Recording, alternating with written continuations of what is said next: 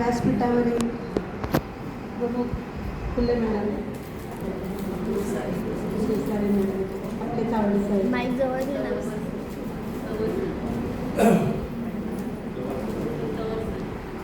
आणखी आपल्याला नाव माहीत नव्हतं, कवळ साहेब आणि आपल्या या मॅडम अनुयाताई मॅडम, माझे इथं चिंतक अवधूत बाम, आपले SDA सर, माझे भाऊ आले तिथे, माझा मोठा भाऊ, माझे 3 भाऊ आणि माझ्या 2 बहिणी. एक बहिणीला मी मिस करते, मुंबईत आहे.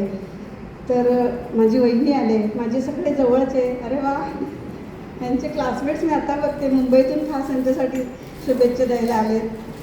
आपले खूप बरं वाटलं मला सर, दादा सगळे. तर सगळ्यात बोलायचं म्हणजे मला थोडंसं दडपण आलं. मला थोडं अभिषेक, माझा भाचा, जो माझा उद्याचा माधवपणाची पहिली काठी असेल, तिथे जवळ. दुसरा मुलगा माझा बहिणीचा ॲडमिट आहे, तिकडेच होते मी काल. रात्री आले, थोडं भाऊकवाले झाले.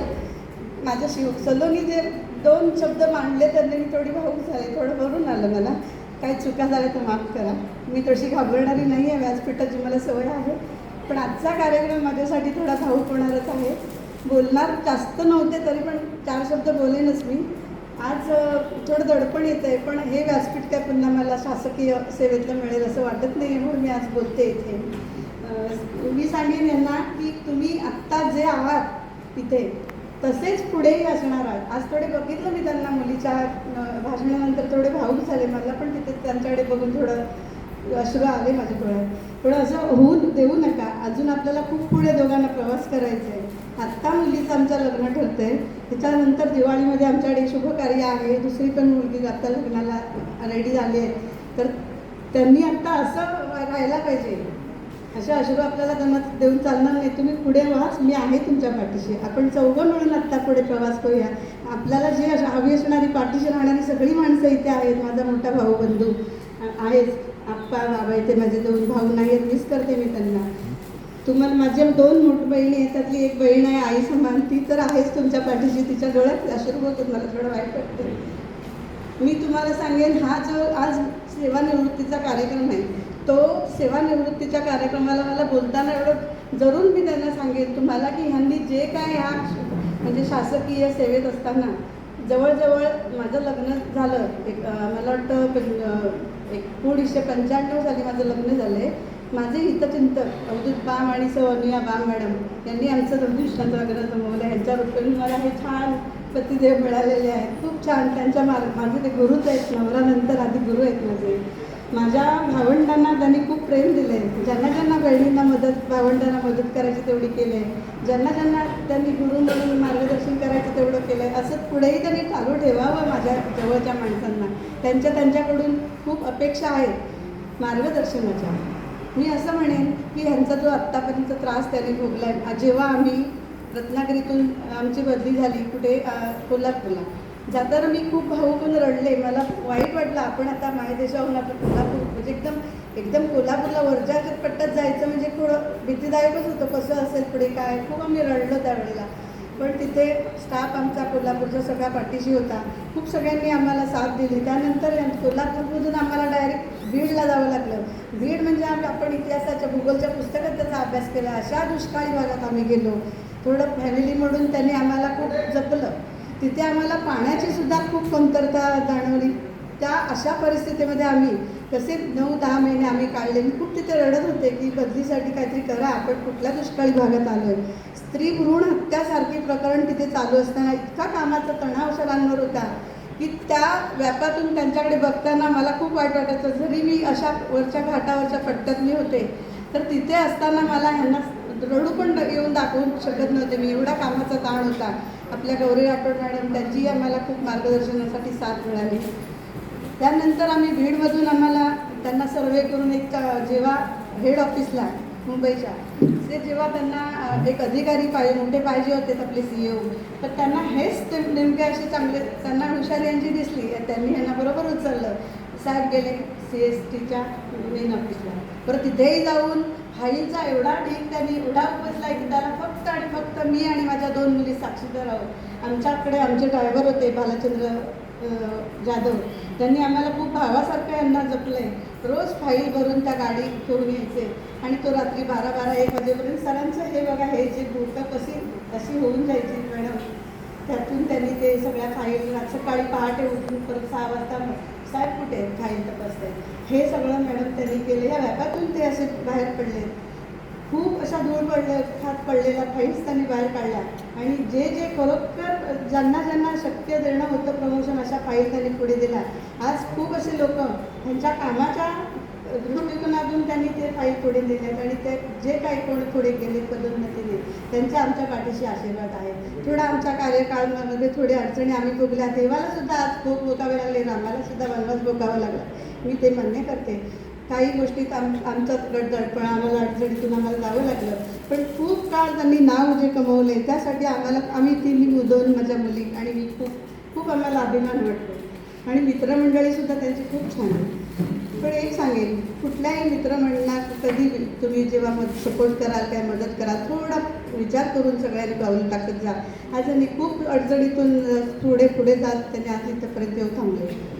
मला दुसरं असं सांगावं लागतं आहे, मुंबईला जेव्हा आम्ही ऑफिसला होतो तेव्हा जवळजवळ तुम्हाला सांगते रात्री 12 म्हणू नका, 12:30 म्हणू नका, एवढा वाजेपर्यंत ते नुसतं प्रवासात पण असायचं, जे ट्रॅफिक असायचं. मुंबई म्हणजे आम्हाला खूप आनंद झाला, आम्ही बीडमधून एकदम मुंबईला आलो आहे. पण मुंबईसारख्या ठिकाणी खूपच म्हणजे आम्हाला त्रासदायक होतं ते. ह्यांना जेव्हा सकाळी 8 वाजले की चला मी तुम्हाला कालसुद्धा यांना हसवलं खरं, चला उद्यापासून माझा एक अलार्म होता तो बंद झाला आहे, ऐकलंस, चल 10 वाजले. हे रत्नागिरीत आणि कोल्हापुरासाठी. आणि मुंबईत 8 वाजले देतेस की नाही की निघू मी, हे सगळं आता माझ्यासाठी बंद झालं आहे. पण आता मला आईने शुभेच्छा दिल्याच आहेत, आता मला घरात यांना हँडल करायचं आहे.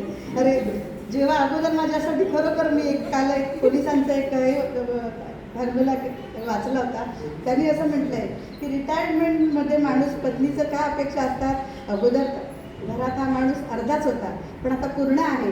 अर्धाच हँडल करताना किती याच्यातून आपण गेलो, आता पूर्ण घरामध्ये हँडल करायचं. तर किती मला सगळ्यांनी शुभेच्छा द्या, सरांना नंतर द्या.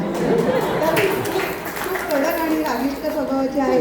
मी इथल्या स्टाफला असं सांगेन, जर कधी कामामध्ये आणि ताप म्हणजे गरम होऊन काय कधी कोणावर रागवले असतील, थोडं चिडले असतील, तर मी त्यांच्या वतीने माफी मागते, कारण मला घरात त्यांचा स्वभाव काय माहिती आहे.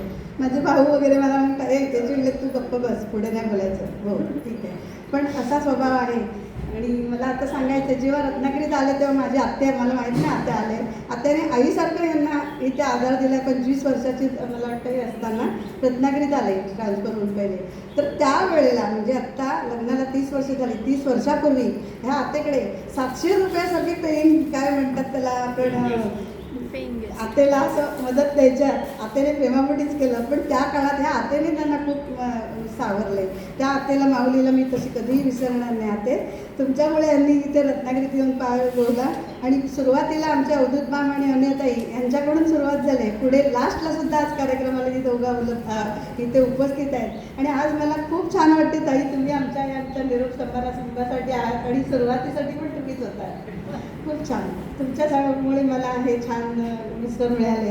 मॅडम खूप छान आहेत माझे पती, तुम्ही आत्ता पुढेही त्यांना काम द्या, ते तुमच्याकडे असतील. आणि घरातून मला शुभेच्छा दिल्याच आहेत ते सगळ्यांनी, पण तुम्ही सुद्धा मला शुभेच्छा द्या.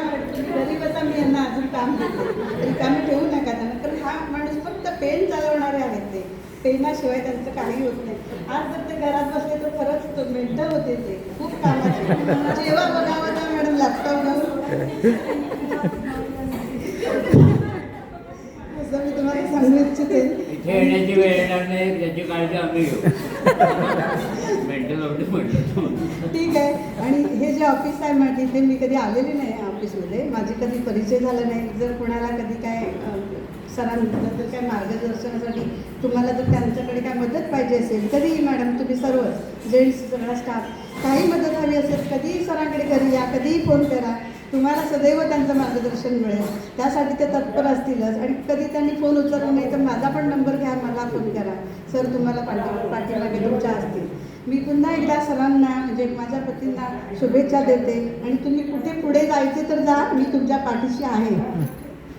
माझ्या मुली आहेत, थोडं वाईट वाटतं आता मुली लग्न होऊन जातील आणि दोघंच असणार आहे, तर दोघं एकमेकांना आपण साथ देऊन दोघं पण आनंदाने जीवन जगूया. आमच्याकडे एक नातू असतो आमचा वेळीचा, खूप वेळ लावले नातवाने, त्यामुळे त्यांना मी आनंदाने बघते गेलं वर्षभर त्या बाळाकडून. आणि आता तो मुंबईत आहे तर 2 दिवस सारखा आला नाही, त्याला आणलंच नाही. मला एक सांगायचं आहे, ते स्वतःचा जीव रमवत आहे. माझ्या बहिणीच्या नातवामध्ये. माझा एक भाचा आता इथे नाही आहे, पण खूप सगळी माणसं मला हवी ती इथे आहे. असेच पाठीशी राहा यांना कोणी दूर करू नका. जे आहेत त्यांचा स्वभाव तसाच राहणार आहे. फक्त मित्र तुम्ही आलात, मला खूप आनंद वाटला. सर्वांनी निरोप समारंभासाठी इथे हजेरी लावले, त्या सर्वांना धन्यवाद. धन्यवाद. एक यांच्यासाठी मी प्रत्येक वेळेला ना 2 पंक्ती गात असते. आज मला हे जे 2 पंक्ती ज्या गायनाच्या आहेत त्या ह्यांच्यासाठी, यांना डेडिकेट करून मी बोलते.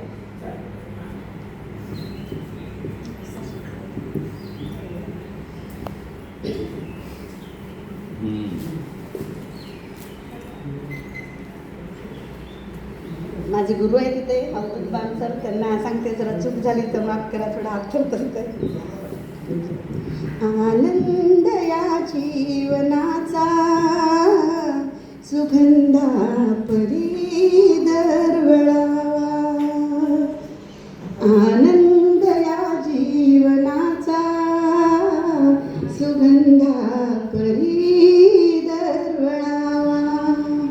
पाव्यातला सूर जैसा मोठा तुम्ही उघडावा. आनंद या जीवनाचा सुगंधा परी दरवळावा. जिजुनी स्वतः चंदनाने,